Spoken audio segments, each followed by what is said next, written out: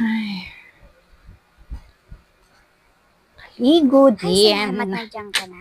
Dumating na, andyan na. Pa, Mars. Bakit? Kasi yung parcel ko dyan ko pinadeliver sa Anong parcel? order ko yun online, overseas pa. Kailangan ko na kasi. Nandyan na ba? Wala. Walang dumadating. At saka, kadadating-dating lang din namin.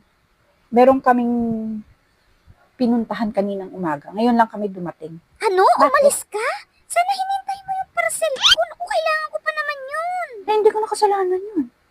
Bakit dito mo? Ginamit ko yung address mo dahil alam kong hindi ka naman umaalis. Kaya Ano? dyan ko binaksak yung parcel ko. Ginamit mo yung address namin? Talaga umaalis, di ba? Sa susunod nga magsasabi ka kung aalis ka para pag may parcel ako, ikaw Teka lang, kukuha. Nagpaalam ka ba? At saka kahit magpaalam ka sa akin, hindi kita papayagan na gamitin mo yung address namin. Mamaya kung ano yung in-order mo. Tingnan mo nga, baka nandyan. Walang dumadating. Nakakainis ka naman. Sana hinintay mo na lang yung parcel ko bago ka umalis. Sa susunod, magsasabi ka kung aalis ka ha at anong oras ka darating.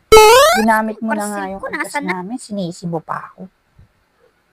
Hindi ko nakasalanan yun. Anong hindi mo kasalanan? Kasalanan mo yun. Hindi mo hinintay. Wala kang kwentang tao. You're welcome ha, sa paggamit ng address namin. Ah? Ewan ko sa'yo. Wala tuloy akong magagamit.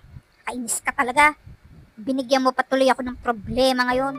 Kainis to. Gamit na nga ng address ko pa nasisi. Kung ano yung ino-order niya, dito pa niya ibabaksak. People are people. Ay.